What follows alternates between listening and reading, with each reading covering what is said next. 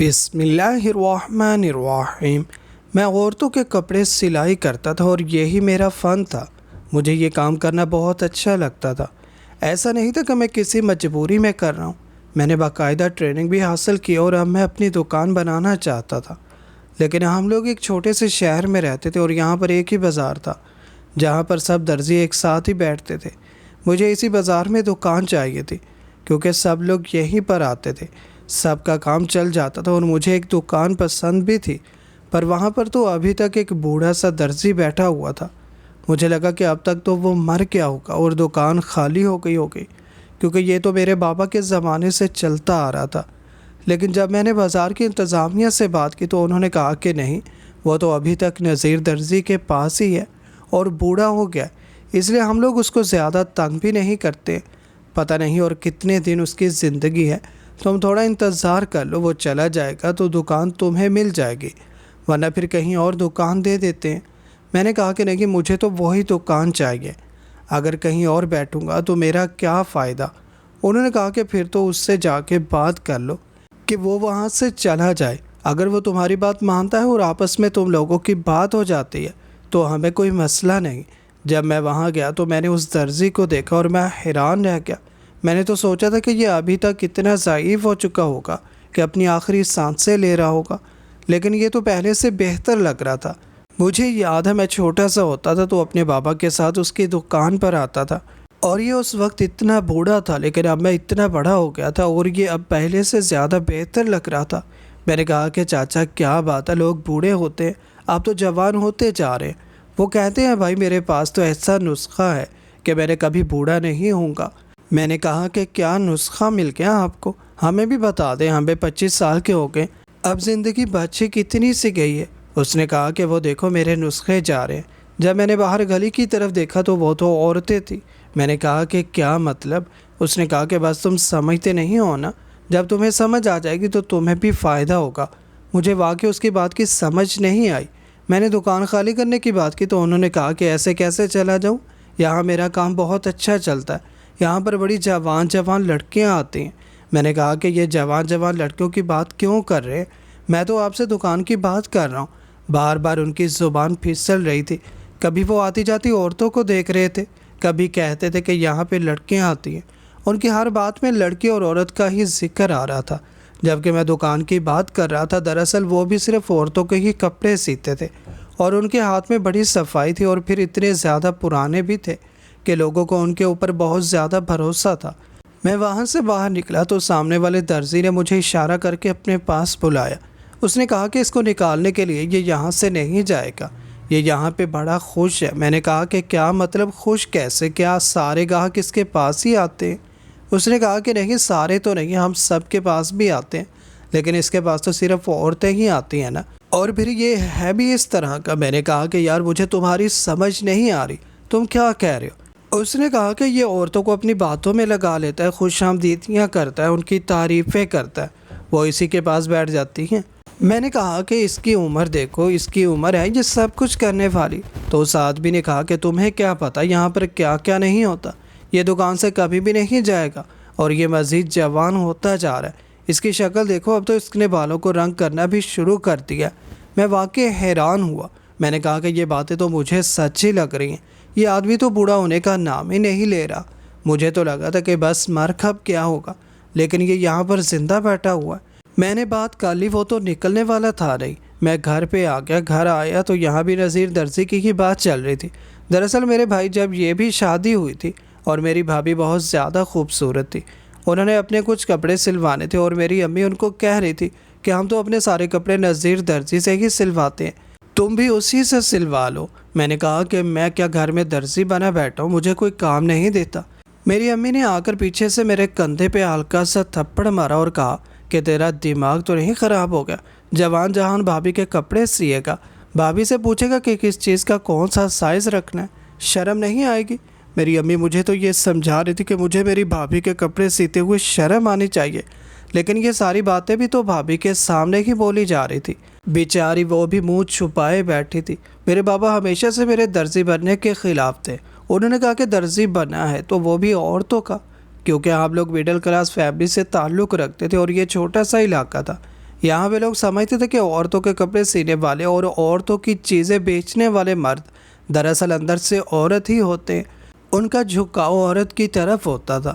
ابھی وہ اس طرح کی چیزوں میں پڑتے ہیں، اور اگر ایسا نہیں بھی ہوتا تو لوگ ان کے بارے میں یہی سوچتے ہیں۔ میرے بابا کہتے تھے کہ میں محنت مزدوری کروں جیسے کہ وہ کرتے تھے اور جیسا میرا بڑا بھائی بھی کرتا تھا، لیکن میں درزی بن رہا تھا اور ان کو پتہ نہیں تھا کہ اس کام میں کتنے پیسے تھے، لیکن یہ لوگ ہمیشہ مجھے پیچھے کی طرف ہی کھینچتے تھے۔ میرے بابا نے کہا کہ بیٹھا ہوگا دکان بنا کے، عورتوں سے پوچھے گا کہ کتنا سائز ہے آپ کے کپڑوں کا، اس چیز کا کتنا رکھوں، اس چیز کا کتنا رکھوں، پھر وہ آ کے کہیں گی کہ یہ تو ہمیں تنگ ہو گیا ہے۔ پھر یہ آگے سے ان کو پتہ نہیں کون سا جواز دیتا پھرے گا۔ یہی گھٹیا کام ملا تھا کرنے کے لیے۔ میں نے کہا کہ بابا اس گھر میں 3 عورتیں، میری وہاں میری بھابھی، میری بہن بھی، یہ بھی تو لوگوں سے یہ کپڑے سلواتی ہیں، یہ بھی تو ان کو جا کر سب کچھ بتاتی ہیں۔ میرے بابا نے کہا کہ میں نے کبھی اپنے گھر کی عورتوں کو درزیوں کے پاس نہیں بھیجا، یہ درزن سے جا کے کپڑے سلواتی ہے، عورت کو کچھ بھی بتا سکتی ہے، لیکن تمہیں یہ کام کرنے کی کیا پڑی تھی؟ میں نے کہا کہ اب تو میں نے کر لیا کام، بس دکان مل جائے سامان بھی لے لوں گا اور پیسے کما کے دکھاؤں گا۔ میرے باپ نے کہا کہ ہاں ٹھیک ہے کہ کرو، جب پیسے کما لو نا پھر ہمیں بتا دینا، لیکن ہمیں تمہارے پیسے نہیں چاہیے، اپنے لیے رکھنا، اپنی شادی خود کرنا۔ میں نے 2 بچوں کی شادی کروا دی، بس میری تو بس ہو گئی۔ پتہ نہیں کیوں مجھ سے ہمیشہ ہی سوتیلوں جیسا رویہ کیوں رکھا جاتا تھا۔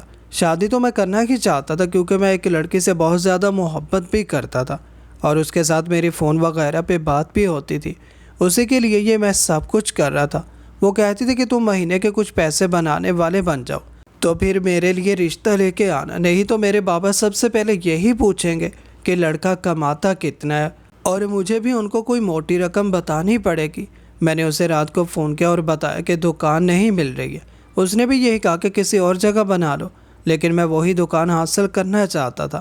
پھر میں نے اسی نذیر درزی کی حرکتوں کے بارے میں بتایا تو اس نے کہا کہ تمہیں نہیں پتہ نذیر درزی کا، اس کا تو محلے کی آدھی سے زیادہ عورتوں کے ساتھ چکر رہ چکا ہے۔ وہ بڑا خوبصورت تھا نا جوانی میں، اور ایک درزی جو عورتوں کے کپڑے سیتا اور وہ خوبصورت بھی ہو تو عورتیں اسی پہ ہی مر مٹ جاتی ہیں۔ میں نے کہا کہ عورتوں کو اور کوئی کام نہیں ہوتا کیا عورتیں اپنے گھر والی نہیں ہوتی ہیں؟ اس کا کہنا تھا کہ کچھ عورتیں ایسی ہوتی ہیں۔ اس نے کہا کہ میری اپنی پھوپھو بار بار اسی کے پاس جاتی ہیں۔ میں اگلے دن پھر سے چلا گیا اسی بازار میں، ادھر ادھر پھرنے لگا، سوچنے لگا کہ کوئی اور دکان مل جائے، جب میری آنکھوں نے ایک عجیب سا منظر دیکھا۔ دراصل یہ سپہر کا ٹائم تھا، سارے لوگ کھانا وغیرہ کھا کر عصر کی نماز پڑھنے جا رہے تھے، لیکن نذیر درزی اپنی دکان میں تھا اور کسی کا ناپ لے رہا تھا۔ یہ کوئی لمبے قد کی عورت تھی اور تھوڑی بھاری بھرکم وجود کی لگتی تھی، اور نذیر درزی اس کا ناپ ایسے لے رہا تھا کہ جیسے کوئی مرد کسی دوسرے مرد کا ناپ لیتا ہے اور اسے کسی بات کی شرم ہی نہیں ہوتی۔ میں حیران رہ گیا۔ میں نے کہا کہ یہ کیا ہو رہا ہے؟ وہ عورت بھی چپ چاپ کھڑی تھی، یہ ساتھ ساتھ لطیفے سنا رہا تھا، مذاق کر رہا تھا۔ اس نے تو یہ بھی کہہ دیا کہ آپ پہلے سے زیادہ دبلی ہو گئی ہیں۔ اس بات پر وہ بہت زیادہ خوش ہوئی۔ اس نے کہا کہ ہاں، وہ دراصل میں ڈائٹنگ کر رہی تھی نا، اس لیے۔ میں نے کہا کہ یہ کیا چھچوڑ پن ہو رہا ہے؟ ہمارے محلے میں اور اس درزی کی ساری اتنی عزت کرتے، اور یہ کپڑے کا ناپ لینے کے بہانے یہاں پر کیا گل کھلا رہا ہے؟ میں نے اپنی جیب میں ہاتھ ڈالا تو میرا فون بھی میرے پاس نہیں تھا، نہیں تو میں ویڈیو بنا لیتا۔ وہ عورت وہاں سے چلے گئی اور میں دکان میں داخل ہو گیا۔ مجھے دیکھتے کہ نذیر درزی کی شکل کا رنگ اڑ گیا تھا۔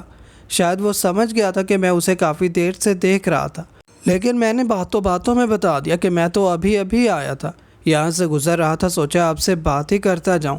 میں نے ایک طرف دیکھا تو دکان کو سیٹ کرنے کا سامان پڑا ہوا تھا۔ میں نے کہا کہ یہ کیا تھا؟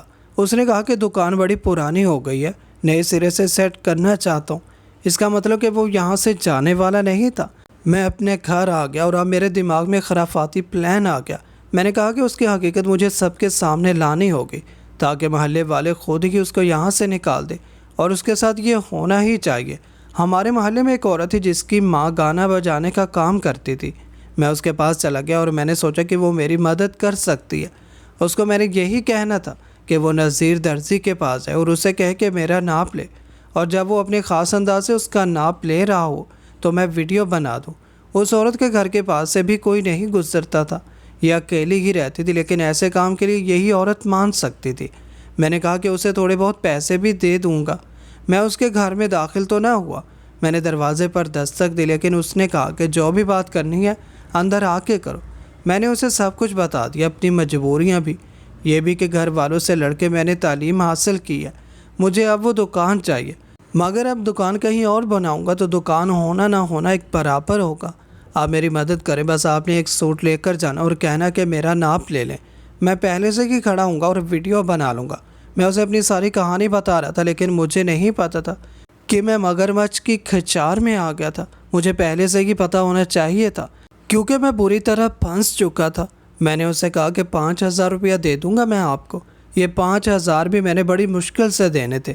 وہ عورت میری بات تو سن رہی تھی لیکن آہستہ آہستہ اس کے چہرے پر مسکراہٹ آنے لگی اور پھونسنے لگی۔ اس نے کہا کہ تم سارے محلے والے میرے بارے میں الٹی سیدھی باتیں کرتے ہو نا، آج تو میرے ہاتھوں سے ہی پٹو گے۔ میں نے کہا کہ کیا مطلب؟ تو اس نے کہا کہ یہ جس نذیر درزی کے ساتھ تم میری ویڈیو بنا کر اسے بدنام کرنا چاہتے ہو نا، جانتے ہو وہ کون ہے؟ میں نے کہا کہ کون ہے؟ تو اس نے کہا کہ وہ میرا اپنا شوہر ہے، اس نے مجھ سے شادی کر رکھی ہے، وہ بھی دوسری شادی۔ میں یہ سن کر حیران رہ گیا کیونکہ اس بات کے بارے میں کسی کو بھی پتہ نہیں تھا اور اس عورت سے بھی کوئی بھی شادی نہیں کرتا تھا کیونکہ لوگ سمجھتے تھے کہ یہ برے کام کرتے ہیں، لیکن نذیر درزی کو یہ عورت مل جائے اس سے بڑی اور کیا بات ہو سکتی تھی؟ اس کے لیے تو ایسے ہی تھا جیسے لنگور کو ہور مل جائے، کیونکہ یہ شکل و صورت کی خوبصورت بھی تھی اور عمر کی کم بھی تھی، اس لیے شاید اس نے اس کے ساتھ شادی کر رکھی تھی۔ میں تو بری طرح پھنس گیا۔ میں نے کہا کہ دیکھیں، میں نے آپ کو اپنی مجبوریاں بتائی ہیں، میں بڑا مجبور آدمی ہوں، اس کو یہ بات مت بتائیے گا۔ اس نے کہا کہ میری بلا سے وہ کچھ بھی کرے مجھے کوئی فرق نہیں پڑتا، نہ میں اس کے حق میں ہوں نہ میں تمہارے خلاف ہوں، لیکن جو کام تم مجھے کرنے کے لیے کہہ رہے ہو وہ میں نہیں کر سکتی کیونکہ آج کل میری اس کے ساتھ لڑائی چل رہی ہے۔ وہ جلدی مجھے طلاق دینے والا، لیکن میں نے طلاق تب لینی ہے جب وہ مجھے 5-6 لاکھ روپے دے، اس لیے وہ بیچ میں پھنسا ہوا ہے۔ میں تمہاری بات اس کو نہیں بتاؤں گی لیکن میں یہ کام نہیں کر سکتی ہوں۔ میں تو اس کو دیکھ کے بھی راضی نہیں ہوں، ہمارا سخت جھگڑا ہوا ہے اور وہ میرا ناپ کیوں لے گا؟ میں اس کی بیوی ہوں، اسے میرے بارے میں سب کچھ پتہ ہے، وہ پہلے میرے ہزاروں دفعہ کپڑے سی چکا ہے، اس کو پتہ ہے کہ مجھے کون سے کپڑے فٹ آتے ہیں۔ میں نے کہا کہ بڑی غلطی ہو گئی مجھ سے، عجیب سا محسوس ہو رہا تھا، سمجھ نہیں آ رہی کہ کیا بات کروں کیا نہیں، کنفیوز ہو گیا۔ اس نے کہا کہ کوئی بات نہیں، تم دوسرے مرد ہو جو میرے گھر میں آئے ہو، پہلے نذیر درزی آیا تھا، کچھ چائے پانی وغیرہ پیو۔ کہ میں نے کہا کہ نہیں۔ اس نے کہا کہ دیکھو، اگر میں بری عورت ہوتی تو اس بوڑھے آدمی سے شادی نہیں کرتی، اپنے گھر کا خرچہ کرانے کے لیے میں نے بوڑھے آدمی سے شادی کی ہے۔ میں بری عورت نہیں ہوں، بس میری ماں گانے بجانے کا کام کرتی تھی، وہ مر گئی اور اپنے حصے کی بدنامی میرے لیے چھوڑ کے چلی گئی ہے، اور میری مجبوری یہ ہے کہ مجھے اسی زندگی کو ایسے ہی جینا پڑے گا کیونکہ ایک عورت کی کبھی بھی معافی نہیں ہوتی، اس کی چھوٹی سی غلطی صدیوں تک یاد رکھی جاتی ہے، جبکہ مرد کی غلطی تو رات کو کرتا ہے تو صبح لوگ بھول جاتے ہیں۔ میں نے کہا کہ مجھے معاف کر دے، مجھے آپ سے ہمدردی ہے، میں پھر کبھی آؤں گا۔ اس نے کہا کہ نہیں، تم دوبارہ یہاں مت آنا، نہیں تو تمہیں بھی میرے نام کے ساتھ منسوب کر کے تمہاری بھی جگ رسائی کر دی جائے گی، بس تم اپنے گھر واپس چلے جاؤ۔ میں تمہارے لیے دعا کروں گی کہ اللہ تمہارے لیے کوئی بہتر راستہ نکالے۔ میں باہر نکلا تو اپنا سر پیٹ رہا تھا، یہ میں نے کیا کر دیا؟ اگر وہ اس کے ساتھ لڑائی جھگڑا نہ کر کے بیٹھی ہوتی تو وہ یہ بات فوراً جا کے اس سے درزی کو بتا دیتی اور وہ بھی الرٹ ہو جاتا۔ میرے پاس ایک ہی پلان تھا، میں سادہ دماغ آدمی تھا، میرے دماغ میں ایک ہی پلان آیا تھا، میں کوئی اتنے زیادہ پلان سوچنے والا آدمی تو نہیں تھا، مجھے اسی پلان پہ عمل کروانا تھا۔ میں نے اپنی محبوبہ کو بتایا تو اس نے کہا کہ میں چلی جاتی ہوں، تو میں نے کہا کہ شرم کرو، تمہیں تو ایسی بات بھی نہیں کرنی چاہیے، میں تمہیں اس کے پاس بھیجوں گا اس طرح کے کام کے لیے؟ اس نے کہا کہ اس طرح کا کیا کام ہے، میں تو تمہاری مدد کرنے کی بات کر رہی ہوں اور میں برقع پہن کے چلی جاؤں گی۔ اس نے کہا کہ نہیں، تم بالکل بھی نہیں جاؤ گی۔ میں کیا تمہیں ایسا لگتا ہوں کہ اپنے فائدے کے لیے میں تمہیں اس ٹھرکی درزی کے پاس بھیجوں گا؟ ویسے کہیں تم مجھ سے کپڑے تو نہیں سلواتی ہو؟ اس نے کہا کہ نہیں، ہم اس سے کپڑے نہیں سلواتے، میری بڑی بہن کو بہت اچھے کپڑے سینے آتے ہیں، وہی ہم سب کے کپڑے سیتی ہیں۔ میں نے سکھ کا سانس لیا، میں نے کہا کہ اب کیا کروں، کچھ سمجھ نہیں آ رہا۔ ادھر گھر والے مجھے بہت زیادہ باتیں سنا رہے تھے، وہ کہتے تھے کہ تم گھر میں خرچہ کیوں نہیں دیتے ہو، جوان جہان ہو، پڑھائی تمہاری ہو گئی ہے، درزیوں کے کورس بھی تمہیں ہم نے کروا دیا، میری فیس تو ان لوگوں نے ہی دی تھی، میں اس وقت کچھ نہیں کماتا تھا، ابھی میں ایک چھوٹا موٹا کام کرتا تھا لیکن وہ صرف آن لائن اور اس سے صرف میرا جیب خرچ ہی نکلتا تھا۔ میرے پاس مشینیں بھی تھی اور سامان بھی جو میرے ایک دوست نے مجھے قرضے پہ لے کر دیا تھا، بس مجھے بیٹھنے کی جگہ چاہیے تھی اور یہاں پر ایک ہی بازار تھا اور درزیوں کے لیے ایک ہی گلی۔ مجھے اسی میں دکان چاہیے تھی۔ میں نے باقی سب سے پہلے ہی پتہ کر لیا تھا، کوئی بھی دکان چھوڑنے کے موڈ میں نہیں تھا، لیکن یہ نذیر درزی تو یہاں سے جا سکتا تھا اور اس کا ایک ویک پوائنٹ بھی میرے ہاتھ میں تھا۔ اب مجھے سمجھ نہیں آ رہا تھا کہ میں کیا کروں، کیسے اس سے جان چھڑواؤں، ایسا کون سا پلان بناؤں۔ میں اپنی کسی بہن یا جاننے والی عورت کو اس کے پاس نہیں بھیجنا چاہتا تھا، یہ تو میں بالکل بھی نہ کرتا، اور جس کو بھیجنے کے لیے راضی ہوا تھا وہ اس کے پاس جا نہیں رہی تھی۔ مجھے اس کی شکل دیکھ کر ہی غصہ آنے لگتا تھا۔ اس نے آنکھوں میں سرما لگایا ہوا تھا، اس کے منہ میں پان ہوتا تھا، سر پہ ٹوپی ہوتی تھی اور قمیض کے گلے پہ پان کی پیپ کے چھینٹے گرے ہوئے ہوتے تھے۔ عجیب سا لگتا تھا جیسے پاکستان اور انڈیا کی آزادی سے ابھی تک یہ شخص بوڑھا ہی نہیں ہوا، اور ابھی بھی ایسا لگتا تھا کہ جیسے انڈیا سے آیا، بنارس کی کسی گلی میں رہتا تھا۔ اس کی زبان بھی ایسی ہی تھی، سب لوگ کہتے تھے کہ کراچی والا ہے، ہم لوگ تو پنجاب میں رہتے تھے، یہ بھی پنجاب میں ہی رہتا تھا، لیکن حرکتیں اس کی ویسی ہی تھی۔ میں نے اس سے پھر سے پیار سے بات کرنے کی کوشش کی، لیکن وہ نہیں مانا۔ اب میرے پاس ایک ہی راستہ رہ گیا تھا، اب یہ راستہ مجھے میری محبوبہ کی بات سے آیا تھا۔ جب اس نے کہا کہ میں برقع پہن کے چلی جاؤں گی، میں نے کہا کہ کیوں نہ میں ہی اس کے پاس برقع پہن کے چلا جاؤں اور کیمرہ بھی لگا لوں۔ میں نے اپنے ایک دوست سے وہ کیمرہ لیا جو عینک میں لگا ہوتا ہے، مجھے اس کام کے لیے وہی کیمرہ چاہیے تھا۔ اس نے کہا کہ بڑا مہنگا ہے، کرائے پہ دوں گا۔ میں نے کہا کہ اچھا 2 گھنٹے کے لیے چاہیے، 500 روپیہ لے لینا۔ میرے دوست نے کہا کہ ٹھیک ہے۔ میں نے وہ کیمرہ یعنی عینک والا کیمرہ اپنی آنکھوں پہ پہن لیا اور اپنی محبوبہ سے کہا کہ مجھے ذرا اپنا برقع ادھار دے دو۔ میں نے اس سے مذاق میں کہا کہ تمہیں بھی اپنے برقعے کا کرایہ چاہیے، تو اس نے کہا کہ پاگل ہو گئے ہو کیا؟ وہ بہت اچھی لڑکی تھی، مجھ سے بہت محبت کرتی تھی، اس سے شادی کرنے کے لیے 2 محنت کرنا چاہتا تھا تاکہ شادی سے پہلے ہی کچھ جمع کر سکوں اور ہماری بات کی زندگی آسانی سے گزرے، کیونکہ میرے ماں باپ کو جب یہ پتہ چلتا ہے کہ میں محبت کی شادی کر رہا ہوں، انہوں نے پہلے ہی مجھے دھکا دے کر گھر سے نکال دینا تھا، اور جس کے ساتھ وہ میری شادی کروانا چاہتے تھے میں اس سے شادی نہیں کرنا چاہتا تھا۔ وہ تو میرے لیے میری بڑی بہنوں کے جیسی تھی۔ وہ سمجھے کہ میں ضرورت سے زیادہ سمجھدار بننے کی کوشش کر رہا تھا، میں سارا کچھ جمع کر کے اس قابل بن کے کہ اپنی بیوی کو الگ رکھ سکوں۔ اس کے نام کا پٹاخہ اپنے گھر والوں کے سامنے پھوڑ دینا چاہتا تھا کہ میں تو اس سے محبت کرتا ہوں اور اس سے شادی کروں گا۔ شاید وہ اپنی عزت بچانے کی خاطر میرا نکاح کروا دیتے، لیکن اس کے بعد مجھے گھر سے ضرور نکال دیتے، یا شاید وہ یہ زحمت بھی نہ کرتے۔ انہوں نے کہا بھی تو مجھے خود ہی کرنا پڑتا۔ میں جس لڑکی سے محبت کرتا تھا اس کے بابا اس دنیا میں نہیں تھے، نہیں تو بہت زیادہ مشکل ہو جاتی۔ اس کی ماں تھی اور اس کی ماں بھی مجھے اچھی طرح سے جانتی تھی، ہم دونوں ایک دوسرے کو محبت کرتے تھے۔ وہ کہتے تھے کہ اگر میری بیٹی کو خوش رکھو گے تو بے شک تم مجھ سے شادی کرو، کیونکہ انسان اسی کے ساتھ خوش رہتا ہے جس سے وہ محبت کرتا ہے۔ وہ بہت اچھی خاتون تھی، وہ ہمیشہ میرا ہی ساتھ دیتی تھی۔ انہوں نے مجھے کہا کہ وہ مجھے دکان بنا کے دے سکتی ہیں، لیکن وہ اپنے شوہر کی پینشن پہ رہ رہی تھی۔ میں ان پر بوجھ نہیں ڈالنا چاہتا تھا، میں تو ان کا بھی سہارا بننا چاہتا تھا، کیونکہ شادی کے بعد انہوں نے بھی ہمارے ساتھ ہی رہنا تھا۔ میں نے اپنا حلیہ بدلا، آنکھوں پہ تھوڑا میک اپ بھی کر لیا تاکہ میری آنکھیں نظر آئیں تو ایسا نہ لگے کہ کسی مرد کی آنکھیں ہیں۔ تھا تو میں بھی دبلا پتلا ہی۔ میں نے اپنے سراپے کو عورت کے سراپے کی شکل دینے کی بھی کوشش کی تھی اور اوپر برقع پہن لیا تھا۔ میں تو چلتی پھرتی قیامت لگ رہا تھا، ایسا لگ رہا تھا صحیح کوئی جوان جہان عورت ہے، اس کے کندھوں پہ جوانی کا بہت زیادہ وزن ہے۔ میں دکان میں گیا تو درزی نے مجھے عجیب نظروں سے دیکھا، اور پہلی بات یہ ہے کہ محترمہ لگتا ہے محلے میں آپ نئی آئی ہیں، پہلے آپ کو نہیں دیکھا۔ میں نے کہا کہ جی میں زیادہ لفظ استعمال نہیں کرنا چاہتا تھا، کیونکہ میں اپنی آواز کو زیادہ دیر تک باریک نہیں کر سکتا تھا۔ میں نے ایک سوٹ اس کی ٹیبل پر رکھا، اس نے کہا کہ آپ کیا کوئی نیا جوڑا لے کر آئی ہیں کیا؟ تو میں نے کہا کہ نہیں نا، خود ہی دیکھ لیں، جوڑوں سے ناپ کا پتہ نہیں چلتا ہے، جوڑے تو ڈھیلے ڈھالے ہو جاتے ہیں، جو انسان کا اپنا ناپ ہوتا ہے تو اس کے وجود سے ہی لیا جاتا ہے۔ درزی نے کہا کہ واہ واہ کیا بات کر دی آپ نے، بالکل ایسا ہی ہے، میں تو لوگوں کو یہ بات سمجھاتا ہوں لیکن لوگ مانتے ہی نہیں ہیں، جوڑا اٹھا کر آ جاتے ہیں اور جوڑے سے ناپ لے کر بھلا نہ کوئی کپڑے سیتا ہے، اصل ناپ تو وہی ہوتا ہے جو انسان کے وجود کا ہوتا ہے۔ آئیے میں آپ کا ناپ لے لیتا ہوں۔ میں نے کیمرے کی ریکارڈنگ پہلے کی آن کر رکھی تھی، اس نے میرا ناپ لینا شروع کر دیا۔